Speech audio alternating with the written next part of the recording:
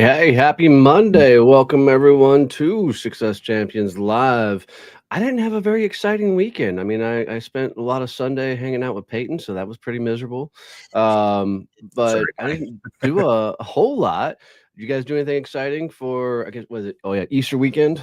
Yeah, I did the usual. So my parents have been divorced since I was a kid, so there's always two holiday stops. So we had Easter dinner 1 at my dad's, and then Easter dinner 2 at my mom's, and I probably put on about 20 pounds yesterday. Did you do the Easter egg hunt? Oh yeah, absolutely we did. Yeah, the kids were all over the yard at my mom's house. They got so we did a little bit different. Instead of putting candy and stuff in the eggs, they gathered up a whole bunch of empty eggs, and then they got to bring in those eggs kind of like money and exchange it for gifts and prizes. We did like a whole assembly line thing. Yeah, it was really cool. I like that. That's a cool idea. I'll have to remember it for next year. Yeah. We got all the cousins together and we had a wiffle ball game. A lot of trash talk, a lot of my sister and her husband making up the rules as normal as the game goes to their advantage. Nice. I think if I did the eggs where I had to turn it in exchange for candy, it'd be like full on fights. Thankfully, all the kids are still really little, so like they're still playing by the rules. But the older ones, they're trying to sneak into the front of the line now, so they can get. We do lottery tickets in our eggs, Nice. So that's fun. Oh, that's cool too. That's a cool way to do it. When we were kids, my uncle, we always went to his house, and he'd stash money in there. Almost every year, it'd be cold as all get out, and he'd take $100 bill, put it in a plastic egg, and drop it to the bottom of the pool. So okay, so we did throw my nephew in the pool 3 times, but it's tradition that on Easter all the kids jump in the pool for their first swim of the year. And like my son's coming up to me, I'm like, stay away because it is so cold. On Saturday I was at a bachelor party for one of my buddies. So Sunday morning I was hungover as hell, and I was like, Easter is gonna be terrible. And eventually Genevieve got tired of me being on the couch and just being lazy and being hungover. She said, come on, we're going for a walk through the woods. I'm like, okay, why? And she goes, I'll tell you when we're out there. So I started the walk, and we start going, and she goes, there's one plan for this walk. I said, what is that? She goes, you're going to find a tree and you're going to hurl and you're going to feel better, and then we're going to have Easter. And I was like, okay, well, at least we have a goal, I guess. He came back over looking green as hell. So I'm like, dude, just hair the dog. Just pour another drink at this point. Right. Suck it up. Yep. But made it through Easter. And I feel a hell of a lot better afterwards, that's for sure. I did start playing Minecraft. Who knew? Was she sick of your whining, Paul? she was tired of me. That's awesome. Oh yeah, played Minecraft this weekend. Elizabeth's like, only little kids play that. I'm like, exactly. So there's that, but otherwise it was a pretty quiet weekend for us. So Peyton, let's jump in and do a game. Let's do a game.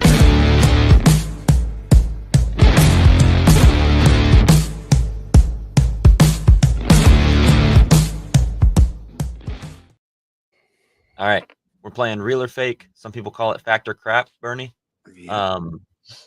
But I'm gonna give y'all podcasts, and y'all are gonna have to decide whether I made them up or whether they're an actual podcast that has a platform. These are so hard. They're fun. They're fun. Because last time we did this, man, there were just ones you're like, no way, and it was a podcast. Yeah. And starting off with The Constant, a history of getting things wrong. I think that's real. If not, it should be. I feel like that's one I would want to watch or listen to. Yeah, it sounds fun, right? He made it up. It's real. I know. Every time I'm like, oh, it sounds like it'd be a good one. It's real. Who gets to decide though? Who gets to decide that we did it wrong? Because that's very subjective. I agree with that. That's a good point. Good point. Don't bring logic in this morning. Podcast and find out. Monday, we gotta get started. Nice. I don't know. It says accidents that misshaped our world is what it says in the about section. So, well, I mean, I'm assuming it's things like potential like penicillin, which by accident was found, or the glue for like Post-it notes. things like that. It's probably those type of stories, I would guess. Oh, dude. So my kids were already watching YouTube this morning. And this guy, I don't know what it was, but there's something you can buy on Amazon that makes your skin waterproof. And so they're weird. pouring slime and Coke and water, sticking it in the pool, and like he'd come out completely dry. That's weird. I don't like Gross. Yeah. What chemicals are in that? I don't know. I'll go try to find it on Amazon after this. And you glow in the dark. Right. Before the Big Bang, stories from people before they blew up, early failures, almost quits, near misses. I don't know why you would focus on the Big Bang, unless it's I'm like gonna say the false. show, The Big Bang Theory, or No, I think maybe it's just their the Big Bang for the individual, right? Yeah, Yeah. I'm gonna say false. I'm going to say real.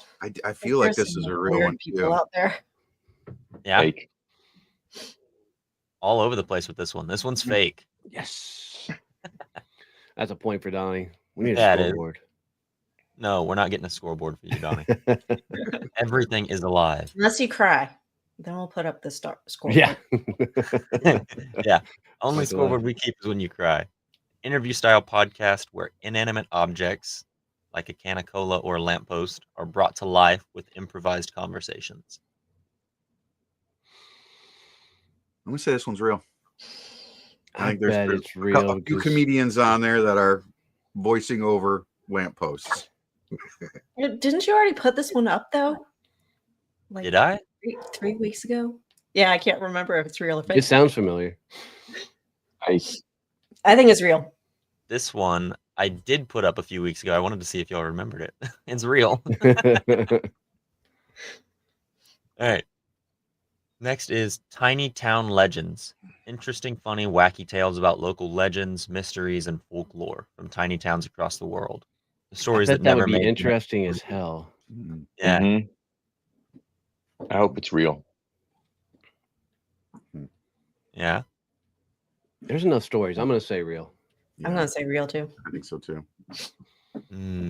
Hook, line, and sinker. I got you. Oh, And if somebody's you can't- watching, you know what kind of podcast you should I know, make? right?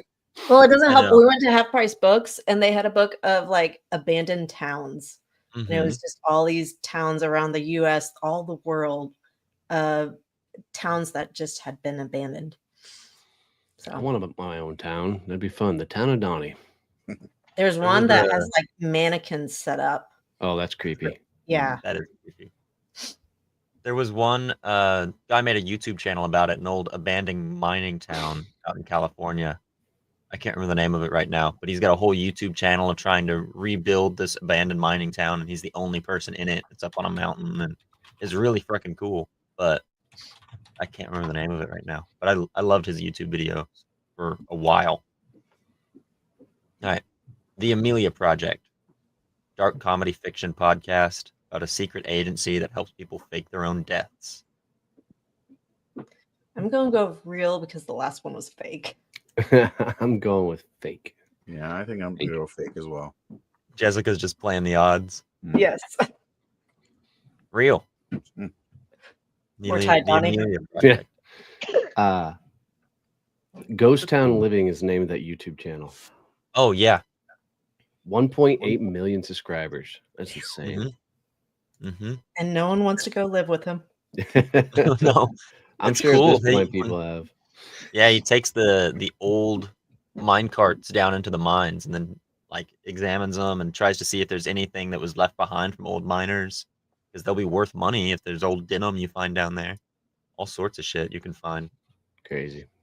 All right, last call, first light. Real stories from bartenders, night owls. Fake. There ain't Overnight no way in workers. hell I'm sharing half of those stories. No way. Those are always great stories when they are told. I feel like this is a real one. Me too. Yeah, Yeah, Jessica? real. I'll go Real? real.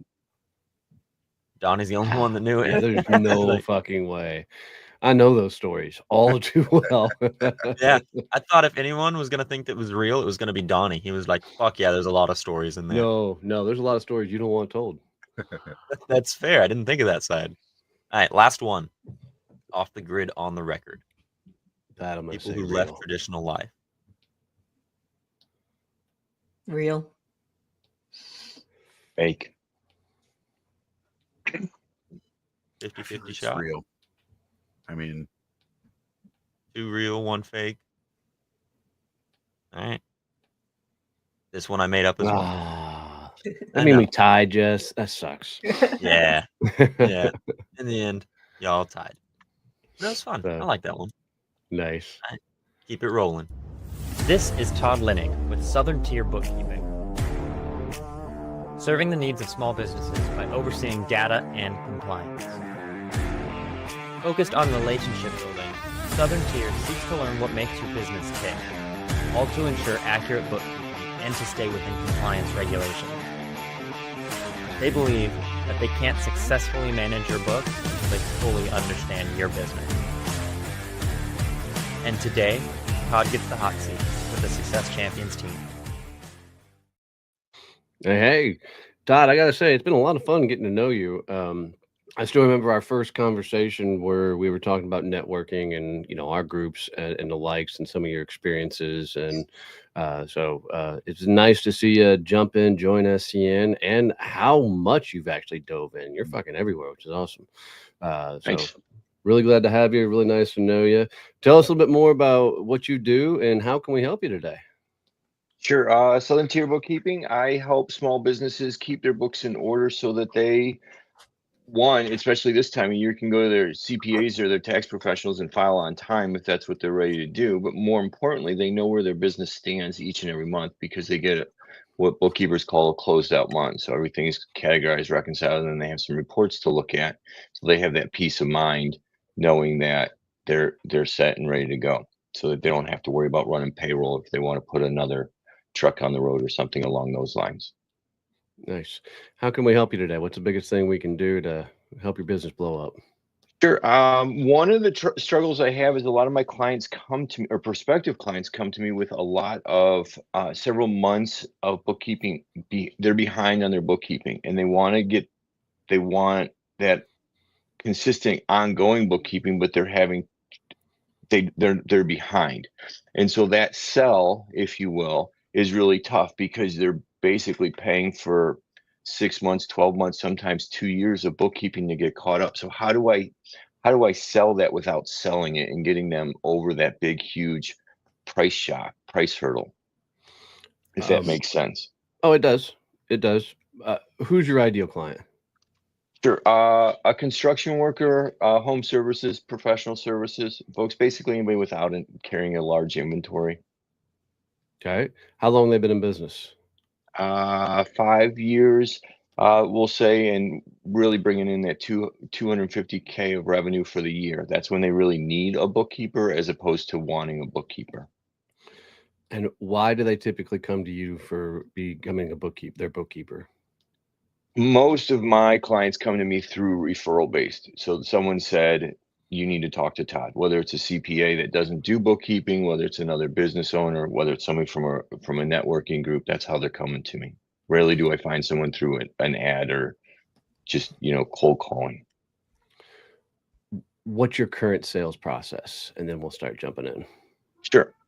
So to get on my calendar to talk about their needs, they have to go to my calendar link. They fill out a form telling me how many transactions they have, how many loans they have, how many business decision makers there are, what their revenue for the year is, so I can develop a quote. And then we talk, make sure we're a good fit. I go over, hear what they're struggling with, hopefully make some recommendations right there on that consultation call to make their life easier, maybe save them some money, and then go over my workflow and then send them a proposal after that. I usually can't give them that proposal on that consultation call because we're still clarifying and confirming some of the information they gave me on that form. I'll get another question then. What's their biggest pain point they're trying to solve? Most of the time is they're behind on their books, and so that they're not able to file their taxes on time. Cool. You guys want to jump in before I start slinging sales advice? Well, I was just going to say, like, you kind of just told us, though, like, are you known for taking over books that are a complete hot mess, and that's why people refer people to you? They're like, oh, your shit's a mess, you should go talk to Todd. You know what I mean? Right. I don't think I'm known for that. I think what I'm known for is clients having a good set of books. Like when they're coming from CPA referrals, it's because they've worked with me before and they've seen that quality of work. So when the CPA's client comes and says, I'm ready to file my taxes, there's very little that needs to be done to get them to be able to file, if that made any sense at all. Yeah, no, totally. It does. It makes sense. I was just saying, from your starting point of how do I work on selling this part of what I do, is if you are known for taking over books that are kind of messy and getting them back in order, then I feel like you can lean on that value a little bit more. Do you know what I mean? Like, and maybe I just don't know enough about bookkeeping, and that's what all bookkeepers have to do when they get this specific kind of client. Most clients come to bookkeepers one of three ways, Ashley, because they haven't ever done their bookkeeping. Right. They were doing their bookkeeping and their business grew so much that now they don't have time. So either they're catching that right when they're only a month behind, or they've let that year go and now it's tax time and they're like, oh, I didn't do anything. Or the third, and it doesn't happen often, for whatever reason, that relationship with their past bookkeeper's not working. Bookkeeper won the Powerball and they're done. Bookkeeper went and got a full-time job somewhere, but most of them fall into those first two, where they're really coming with some cleanup, catch-up work that needs to be done.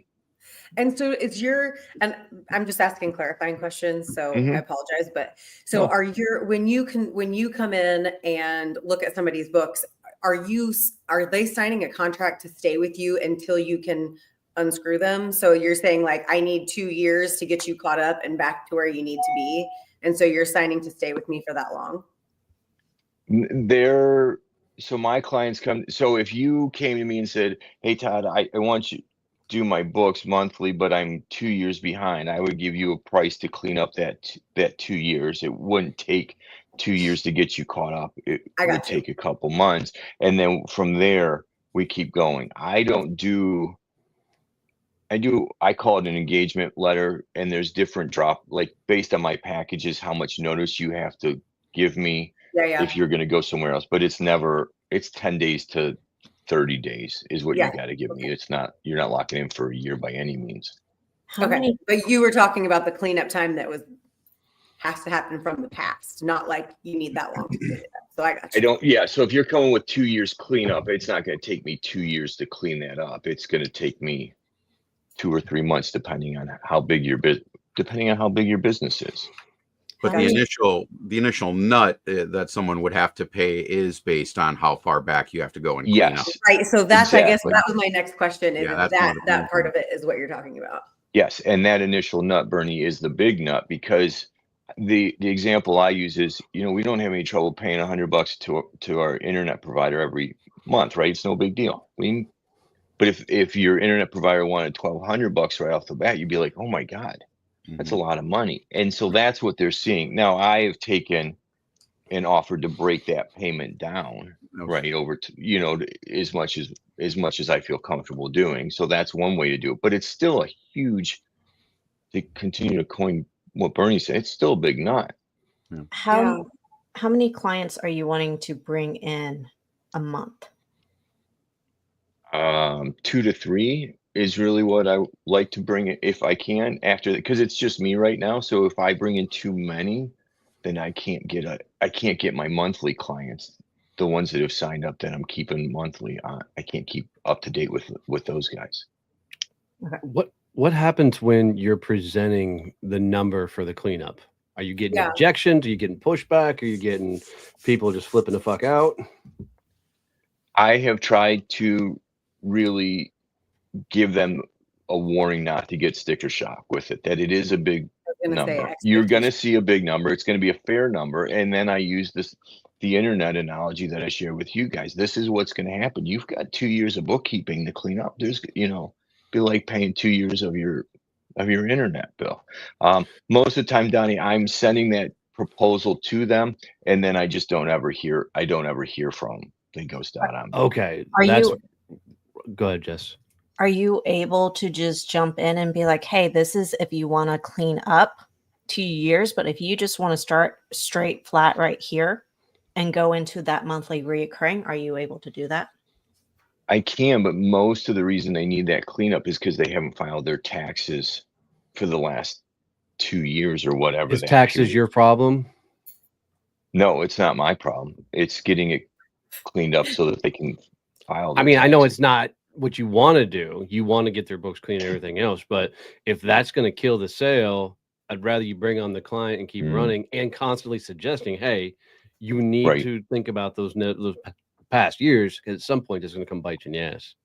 Most of the time, though, Donnie, they're coming to me saying, I need 2024 cleaned up so I can pay so I can file my 2024 taxes. So I hear what you're saying. Yes, at least get them on monthly, but by giving them that option. If they haven't done it the last 2 years, what makes you think they're going to do it this year? Well, that's true. Right. I hear you. I hear you. Yeah. Well, I mean, I think that what you started to say, Todd, is what's important is expectation setting in all of this, education and ahead of time and expectation setting, because it sounds to me like you have so many people coming to you not understanding that this is what they're asking for, that they need to be told immediately, like, you are coming to me asking me for 6 months of work that you think is going to be this amount, and it's going to be more than that. And you're doing a good job of that. But I think that's what's important, is like hitting it ahead so that they're having time to digest it.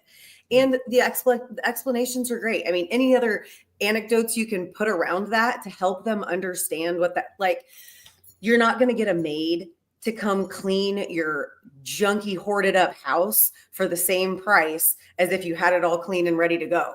You know, like, somebody's got to come clean that shit up before they can clean it on a regular basis. And that's funny, because that's what I wrote down in one of my statements, was put it in their world. Like, if it's a roofing company going, hey, before you put new shingles up, you got to rip the old the old roof off. If you don't, you're just adding layers on there, right? So find the analogies as part of your sales process that fits directly in their world. Yeah, that's good. Because if they can wrap their head around something that they're constantly doing with their customers, or the fight that they're having with their clients, because, everybody wanting a roof taken off, they don't want to pay $12,000 for a freaking roof, right? They're having the same style of arguments of why it costs so damn much. The second thing you said that a lot of people do, and it's a huge screw up for a lot of people, so I'm glad you threw it out there. You don't even know you did it, but never, ever, ever, ever, ever, ever, ever, ever, ever, ever, and ever send a proposal without you being there while they read it. Because what you're doing is you're pissing in the wind, right? Got it. You literally, every time you send that proposal off, you just said, hey, ball's in your court, right? Yep. There's nothing there. When you sit with them, you can walk through them and understand what's their emotions behind it. What are their objections? Where are they freaking out? Where are they leaning in? And you can answer questions. How many emails do you get on a daily basis, and which ones do you respond to? Like, how often do you forget to get back to them? How many times have you made promises and like, shit, I never got back to that person, right? The proposal comes with a meeting, period. Yeah, I would say calendar invite for sure. Like, when you're ready with a proposal, or when you're ready with a quote, just hit them up and be like, hey, I'm ready to present this. I'm ready to show you your quote. Let's throw something on the calendar. I can walk you through everything. And I would say that's even part of the first sales call. So you go through, here's all the stuff. Cool. We'll need to get back together at this date and time to go over findings, discovery, and what it would potentially look like to move forward. And I like the thought of potentially looking like what we're going to move forward, because, we're still coming at it. Can we actually help? Can we, do what they need to do? Because there may been a case where you viewed somebody's books and you're like, I ain't touching this with a 10-foot pole. Right. Yeah. Oh, yeah. Yeah. Right. So that thought process has to play in there. Is I got to make sure that, looking at everything, I can do what you need me to do. Yeah. I will add, if you don't book that meeting, at the very least, send a Loom video with it and take them through it, explain the proposal. you're able to, I know a lot of proposal systems have the tracking of when they open it, but if they click on that link to watch your Loom video and take that time to watch the Loom video, you know when they are engaged and ready to talk, and you can reach out to them and be like, hey, what do you think? I do it with my proposals. I often have times that prospect coming in and leaving comments actually on the Loom video, asking questions or saying, thank you for sending this. A lot of them come back and say, that Loom video was really cool. Thank you for sending it over. Like, how complicated is your proposal, Todd? Like, are there like, multiple line items in it, or is it like, here's the cost, you know what I mean? Because if there's especially if there's a decent amount to explain and to like kind of go over, it gives you a lot better way to do it. There's three, I have 3 packages, Ashley, that they can sign up for. And then on each one, there's different things that I can do. So I can see how they could get overwhelmed with it. I like more the Loom video. I have a hard time. Bookkeeping isn't a fun thing that people like to sign up for, right? It's very hard for them to understand that I like my they're gonna, but it's such a necessity, Todd, is the thing. I know, I agree. Yeah, I agree. But it's one of those. The fact that you're saying it's not sexy, it's not going to be sexy. Okay. I'll still go back to the first time I ever sat across from a bookkeeper. I was scared shitless because I thought I was screwing everything up so bad. The minute she looked at me and said, oh my God, Donnie, you're doing great, I almost went to tears because it was so stressful to sit across from somebody and let them see a naked look into my world. Right. Yep. So if it's not sexy, it's not fun, it's not going to be sexy and fun. So part of your job is to get them to understand that they are doing a good job, that, things aren't caught up. But man, in comparison to other companies I've seen at this level, and don't lie to them, right? Right. But make it a more fun experience with working with you. Well, that's what I was going to say. Make it more sexy and fun, and make it more like instead of being like, oh God, drag, I'm paying for this mess that I've made. It's like, sweet, I get to pay Todd. He's going to clean this up and make it magic, and bam, it's done. And I don't have to worry about it anymore. Because really what they're paying for your work, but for the emotional part of their buying, they are paying to get this mental load off of them. That is what they are paying for. And that's what you need to be selling to them, not the actual bookkeeping, because that's what needs to be done. That's the necessity. But what they will pay good money for is to have that mental load gone. That's like that's the big emotional part of the buy of your transaction. Because I know personally, like that's the part where it was like, okay, if I can just get rid of this out of my brain, I can do so many more things because I'm not worrying about that anymore. And I will pay good money for that. Like whatever that looks like, I think that's more what we're trying to sell you as, than I'm going to take care of your books. Like I'm going to clean up your books. Like, yes, we know everybody needs their books cleaned up, but really I just need you to get this mentally off my plate. And that peace of mind then is what you're selling. I guess sell more of that than the. Yeah, it's the idea of, dude, you go be a roofer, you go be a plumber, you go to this, you let me worry about this shit over here. I'll tell you what I need, when and where. But the last thing you need to be worrying about is, are your books right? Your books clean? Let me be your guy and take that off your plate. Yeah. Like that language sits really damn well. Also, do break it down. And like when you said earlier, when you're doing the like $100 or $1,200 for your internet provider, if you can break it down for them too and be like, and I mean, everybody does this when they're looking at it, but like Donnie was saying, kind of put it in their world, like something else that they're paying for their business that looks like that. So that just to give them a mental comparison of it. Yeah, I like that. It's putting it more in their world. Yeah. I mean, you're basically, if you really want to put a fun spin to it, being the champion of their books. Like, no business owner, that's not completely true, but a lot of business owners, we don't want to look at the numbers. We don't want to look at the books, right? We want to know, how much can I spend before I get myself in trouble, right? What are the budgets? Can I, stay in those lanes and the like? I don't want to think about anything else. So the more you can make me not have to think about all the things, the better off we are. So that's totally true. I mean, it is, the more we talk about it, the more I'm like, it's the whole just not having to think about it thing that you're really getting them to pay for. Yeah. That's exactly it. And I if don't want to think and if about you it. Don't sell it want to more think that for it. way, I think if you sell it harder that way, it will be a lot more, the value will be a lot easier to sell than the time. Yeah, because likely if you're getting a lot of people where you've sent off proposals and they're not coming back, they got scared somewhere in the process. Yeah. So in their head, they're thinking, oh my God, I'm going to have to pay so many taxes. And now this guy is telling me I've got to pay X amount of dollars to get it cleaned up so I can even figure out the taxes. Right. Right. So it's easier to do nothing Mhm. than to do something. Yep. Right. Because you've doubled their pain versus become a solution to solve that pain. Oh, yeah, that's totally true. It's the mental load thing, you know, it's like back in their court and instead and make another decision that they can just avoid.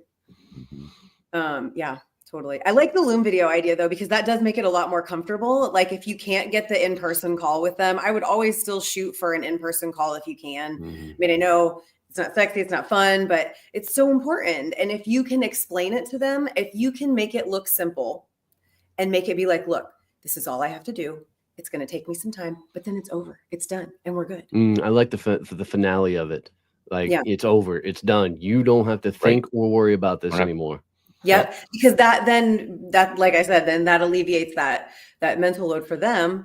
And so I would also add on there on the front end is when they're sitting across from you and they're telling you they've got 2 years to be cleaned up, lean into that moment, go, oh my God, that has got to be so stressful. I bet that weighs a lot right now, right? Because now you're empathizing with the moment. It's not about doing a move here. This isn't a sales move. This is about being human at this point and empathizing with that moment. But the more you lean into it, the more they're going to lean back into you because somebody actually hears them. Somebody actually understands, what's going on. So you continue to become more and more become their guy to help them fix this problem. And I'm sure you already do this, but like Donnie was saying, if you can, and this goes back to putting it in their world, if you have a third-party story of a previous client that you can bring to them in that moment, like when you're like, I have another client that looks like you, they are an exterior painting company, and their books look like yours when I got, any kind of third-party story you can mix in that's close to their world will help them visualize it also and see that it can be done quickly.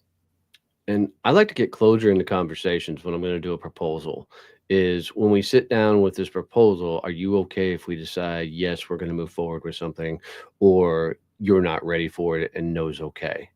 Because then you're getting closure in the conversation and you're not going to get the, hey, let me think this over and get back to you, right? You can try and eliminate that secondary conversation if they want to go away and think about it. Because at that point, every business owner, in theory, has an idea of how much money they have in the bank, what they can spend, what it's allocated towards, what they can do with it. So the numbers that you present them, they can either afford it or they can't, right? And they can make a decision right then and there, right? And even if it's a payment plan over time within reason, they can make the call right then.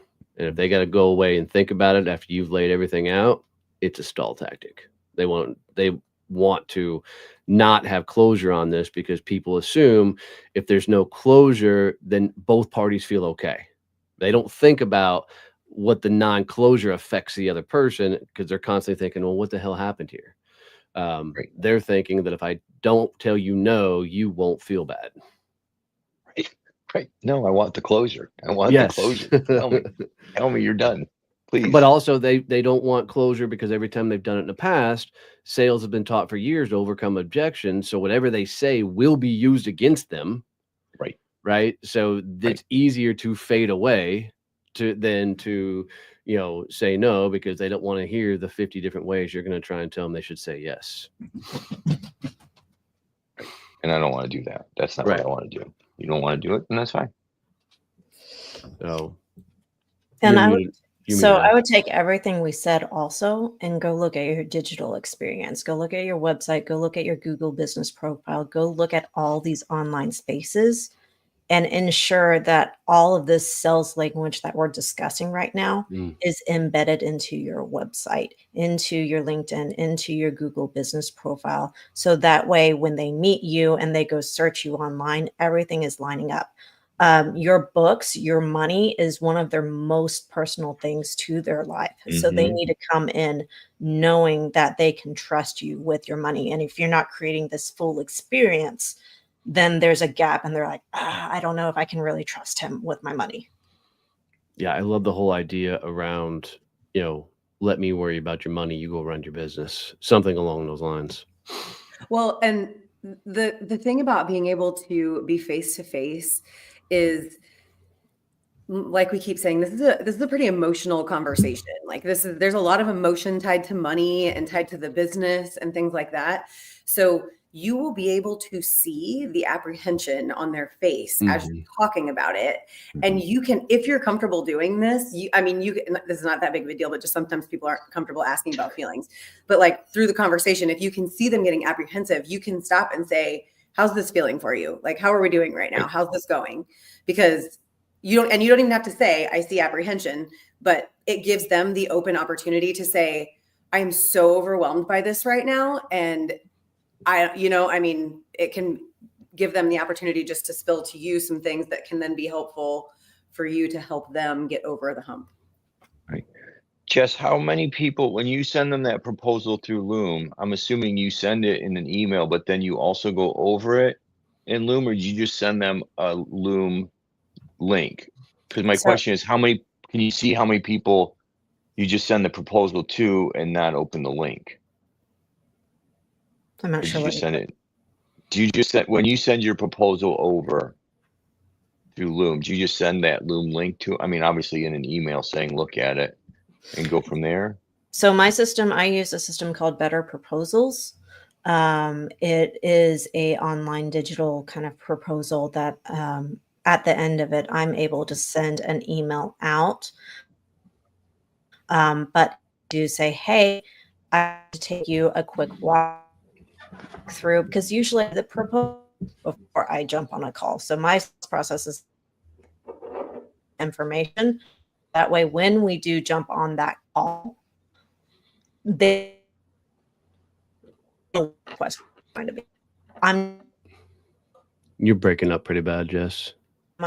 Okay. Yeah. Take over. Yeah, well, so if I understood her right, she's sending the proposal off before she does the sit-down meeting. I think that's what she was saying. And based off of the response, they've already seen through the proposal. So you're then coming to the table and asking questions. So she's sending off a Loom video, and then coming back to a secondary meeting. Not my favorite style of way of selling, but not that it's wrong. I want to control the conversation as much as possible so I can answer their real questions. So I like sitting with them one-on-one and walking them through the proposal. So, and if you're only doing 2 to 3 clients a month, which means you're likely doing 5 to 10 proposals a month. If that's the case, sitting through 5 to 10 is not that too much time. Unless I misinterpreted what you said, Jess. No, it's not. I'm not worried about the time to go over it. I'm more worried about getting them back on the call. Home contractors is, sorry, I'm unmuted now. Okay. Home contractors is a hard one to go after. Because like in websites, they have no time kind of thing. Right. They are always running their business. And so this is my way that I have found saying, hey, when you have time, watch this, because this is an overview of everything that we are about to be doing if you engage with me. Okay. That's cool. That's a great point that they don't have time. I mean, they're under houses, in attics, on roofs, Yeah, you're usually talking to them at nighttime. Yeah. I'm pulling teeth to get the information. At least they still get your personality and they still get you and they still get you explaining things, because what comes back to, they're still buying a person and the trust from you and trusting that you are going to be taking this mental load from them. And so seeing your face and hearing your voice explain what's happening, if it can't be in person, if it's best in a Loom video for them, I still think that's a really great way to go too. Mhm. And I didn't realize that you could like, I don't know, maybe I don't use Loom enough, but that's awesome that you can track it too and then see. Yeah, see and watch them. Yeah. Do you ever record your sales calls, Todd? Yeah, I have been. So what I would do is before your proposal is I would take your proposal, put it in ChatGPT, say, take this transcript and make sure I'm using the language they use during the sales conversation. Right. And then give you part of your Loom script in the proposal. So you're talking through, it's like if they say, man, my books are a pain in the ass, you're going to say in that Loom video, man, I know how much you think your books are a pain in the ass. This is why I want to take this off your plate. Right. So you can use their language verbatim as you're recording the video out there, because they're going to have their own vernacular and own way of saying things. And if there's a funny moment where you both end up laughing during a sales call, bring that up on the Loom video as part of the conversation, because it's a part of the overall bonding and rapport. I've learned too many times the hard way of using the wrong word in a sales conversation and completely losing the deal because I said something stupid. Right. What you can also do with that sales conversation is pull the pain points out of it, turn them into benefits, and put those benefits in the proposal. Mm-hmm. Yeah, totally. Agree. I so wish ChatGPT was around when I was selling like this. Oh my God. I think I would have been a monster when I was a BDR if I had ChatGPT to play with. Good Lord. I was social selling back then, but we called it stalking. It's fine. Nobody cared. How many MySpace and Facebook profiles can I find? Mine wasn't MySpace, but it was LinkedIn and Facebook, but still the same idea. So, Christ. The other thing from a social aspect, Todd, is how are you teaching through these concepts so people get to know you before they're introduced to you? Say that again. I'm not sure I understand what you're asking. So a lot of people have screwed up books, right? They're 3-4 years in the business and the likes. And so a lot of them's biggest fear is somebody's going to find out how bad their books are, right? What if you did a series, talking through the stories, something called Your Books Are Not As Bad As You Think? Oh, I like that. Right? Where you're or maybe they are. Or maybe they are, right? But it's even just talking through some of the things you're seeing from clients, proposals, and things coming through, names and faces removed to protect the guilty. But where you're helping people feel more okay in approaching you with their books, because you're the guy saying, look, this many people are running a company 3-4 years in, hitting $250,000 a year, and have no idea what the hell their money's going, what it's doing, and the like. It's normal. Doesn't make it right, but it's normal. And I think the more you become the guy teaching through those things, the better off you're going to be. Yeah, if you did like a video short series, that would be amazing. Like my friend Jared that does the podcast that's 4 minutes daily. I know that I'm not asking you to do 4 minutes daily. I'm just saying sometimes people overestimate what they need to do. And really it can be just as simple as 4 minutes a day or 4 minutes a week, or like just once a week little video short explaining somebody's books who you've helped. Yeah, I'd also look at the platform you're doing, because if you're doing more home services, that's going to be more your Facebook, Instagram platforms, where if you're going to commercial construction, that's going to be in LinkedIn. So pay attention to where your market is when you're putting out those videos out. Agree. Yeah, one thing that I noticed from your profile, Todd, like you spent a little bit of time in YMCA and running camps and things like that. There are a lot of groups out there on Facebook in particular where you can probably vibe with some of the dad groups and things like that. And inevitably, conversations are going to get on the topic of their business. It happens all the time, right? So if you just join the groups and kind of hang out and watch what some of the people are commenting on, I would almost guarantee you that somebody in there is a business owner and they are going to need some help with their books at some point. I would also go like I just put it into Perplexity, you know, who are the top bookkeeping influencers out there, and it came up with a couple of lists.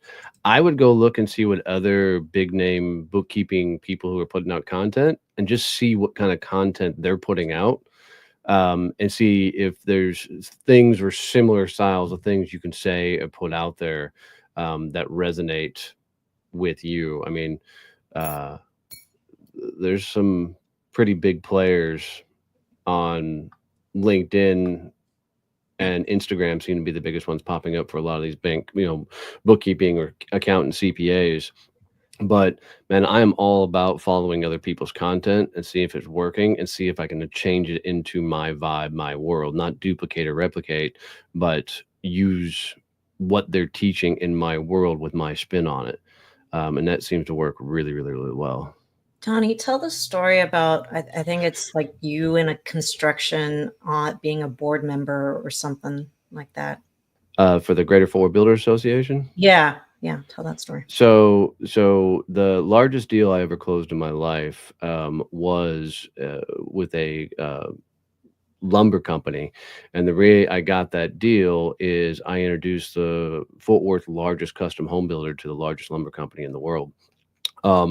How I got that conversation was sitting on the board for the local builders association and walking up to every home builder and saying, look, I don't have shit to sell you. I don't want to train your guys. Your whole sales process is one dude sits in a house and people walk in and they go, you want to buy a house? I don't want to be anywhere around that.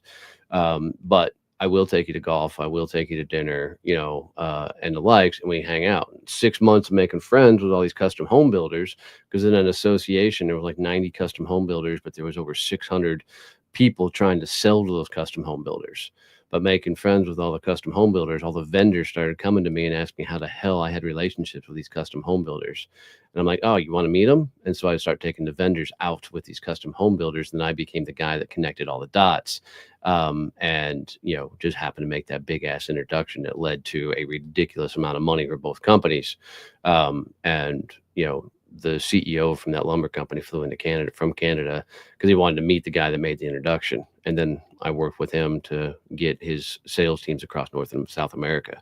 So part of that is getting yourself into the rooms where they are all these people who are coming together, and you can be the guy that solves a pain point, because I can almost guarantee you're not going to find any competition in those rooms. Right? Because most bookkeepers, God bless their soul, they, you know, have an accounting degree, or, you know, they used to work for an accounting firm and they decided to go out on their own, but they have no idea how to get clients, where to find clients. They just want to do bookkeeping. So the people that actually put themselves out there are the ones that really dominate and build a monster business if they choose. So but as you do this, continue to think of how you are going to expand and staff and keep up with those monthly bookkeepings.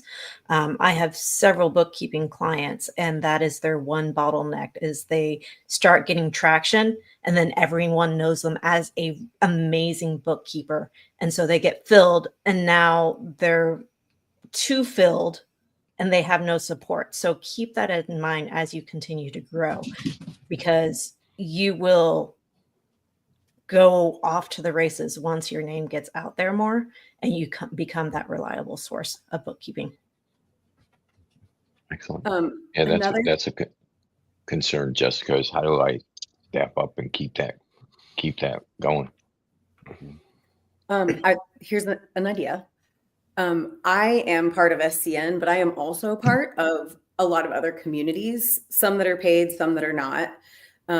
But maybe just get to know the communities that some of your own community members are part of, because like I'm thinking just off the top of my head, there are a couple of free, like female founder type communities that I'm part of that a lot of times we try to have our own members, but if we don't have some, like there's education that needs to happen, right? If there's a room of women who are talking business, some of them may have their books together, some of them may not. But if it's an education piece that your own community members can take to the person who's running the community and say, hey, I think this is really good education, can he come to one of our meetings for just a 15-minute quick teach or something like that?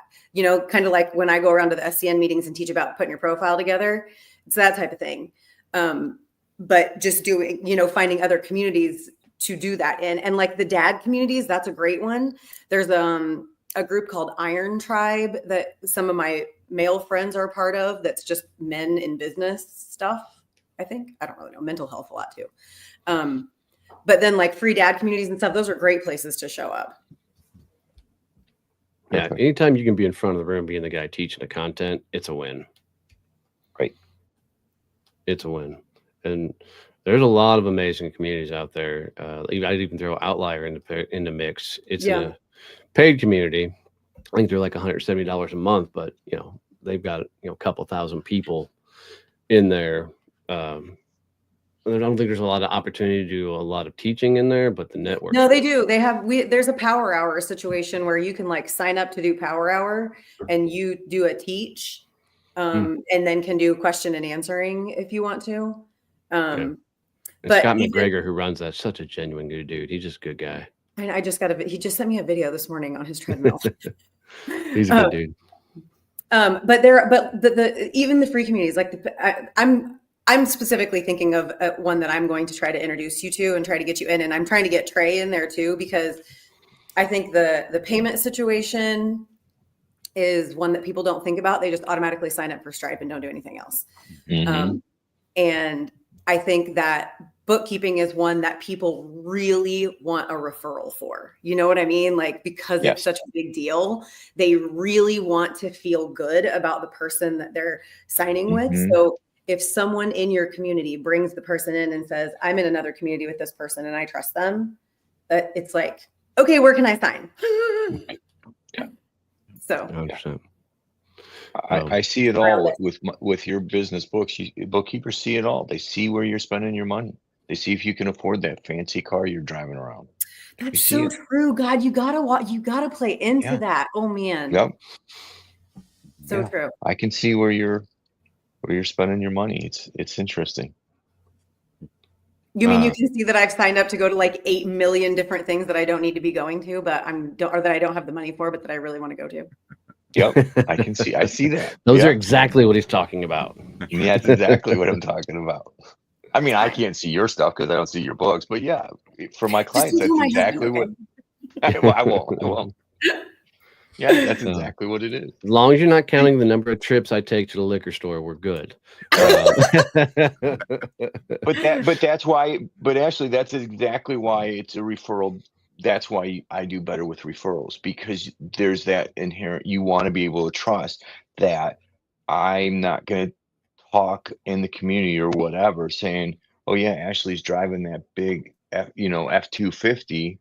And right behind her is the repo guy waiting for her to miss a payment. She's too woo-woo to be driving an F-250. That's why I used it as an example. But that's part of it. Like your bookkeeper can see where you're spending your money. Yeah. You know? Yep. That emotional play, that's a big part of it.